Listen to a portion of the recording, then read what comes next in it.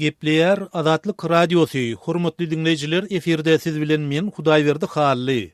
Azatlyk Radiosynyň Merkezi Aziýa boýunça bilermeni Brüs Panýeryň Türkmenistanyň owalky baş prokurory Atajanowa baradaky ýazan makalasynyň terjimesi bilen habarlar gündeligimizi dowam etdirýäris. Atajanowa 1991-nji ýylda Sowet Soýuzy dargan makaly baş sülçülügiň işgäridi. Türkmenistan garaşdyrlygyny alanyna ol hem şo bada ýurduň baş sülçüsiniň kömekçisi wezipesine bellendi. 1995-nji ýylyň 3-nji aprelinde bolsa ol baş sülçü wezipesine bellendi. Atajan we 10 ýyl boýunça Türkmen hökümetine kökürüp ymykly ornaşan korrupsiýa garşy alınıp barlayan görüşe ýolbaşçylyk etdi. Ol şonu müňlerçe adamy tutsakhanaýa berdi. Olaryň arasynda korrupsiýada aýplanýan onlarça ýokary wezipeli döwlet resmiler hem bardy. Döwlet kanaly ýygy-ýygydan Atajanowanyň ýokary wezipeli döwlet ýolbaşçylarynyň öňünde korrupsiýadan aýplanýan resmiler baradaky edýän çykyşyny görkezýärdi. Atajanowa şonu owaldan günäli hasaplanyp goýulan ýokary wezipeli resmileriň aýplamalaryny we olara garşy görülmeli mal mülküni döwletiň hasabyna geçirmegi, azatlykdan mahrum etmegi ýa-da Türkmenistanyň çetinäki bir ýere sürgün etmegi ýaly çäreleri diýseň sowukkanlyk bilen okaýady. Atajanowa şol bir wagtyň özüni hökümet resmilerini hem ýazarlamagyny dowam etdirdi.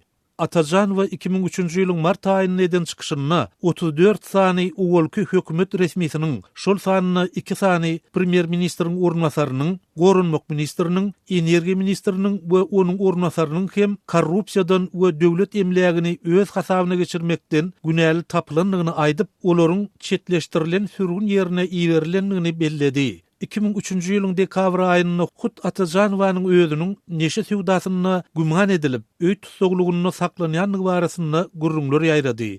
2005-nji ýylyň ahyrynda Atajanowa 58 ýaşynda hurmatly dyn jalşa çykdy. Bu bolsa onuň soňky ýagdaýlarynyň düýp göter özgörmegine getirdi. 2006-njy ýylyň aprel aýynda ony neşe sewdasyna aýplap göz astyna aldylar. Onun ýa-da hökümet tarapyndan berilen beýannamada Atajanowanyň 13 sany jaýynyň, kerpiç öndürýän kärhanasynyň, tüw arassalyan degirmeniniň, 5 sany awtologynyň, 3 traktorynyň, buldozeriniň, 2 sany guruluş kranynyň, 40 hektar mülküniň, 6 milyon dollardan gowrak pulunyň, 2000den gowrak gara malynyň we içinde nämäniň bardygy aýdylmaýan 30 000 humyň döwletiň hasabyna geçirilenligi ma'lum edildi.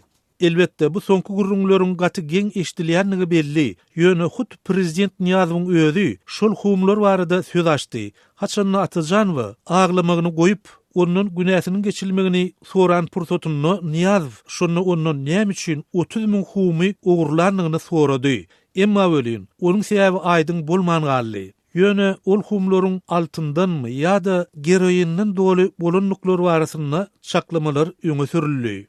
Atajanowany tutsak etdiler. Derine hem suud edip desine cezasyny berdiler. Ýöne hadisa munyň bilen gutarmady. Nikolay Gavrilov şonu döwlet howpsuzlyk gullugynyň neşe garşy görüş bölüminiň baýry işgäridi.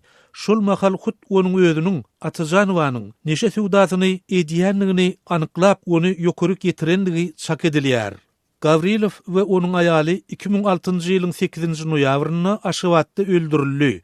Olaryň janyny kast edenler bolsa tapylmady. Gurbaniýew Atajanowanyň işi Merkezi Aziýada korrupsiýa garşy alınıp barylýanlygy aýdylýan ýasama görüşiň bir misaly. Ol onlarça hökümet resmileriniň azatlykdan mahrum edilmegine ýardam berdi. Atajanowa 2006-njy ýylda Daşowuzdaky aýallar tutsakxanasyna berildi. Bu Türkmenistanyň demir zenany barasynda alynan iň soňky tasdiklanan habar boldy. Hormatly dinleyijiler, bu ýerde awtoryň beýan edýän pikirleri we öňe sürýän garaýşlary Azatlyk Radiosynyň pozisiýasyny aňlatmaýar.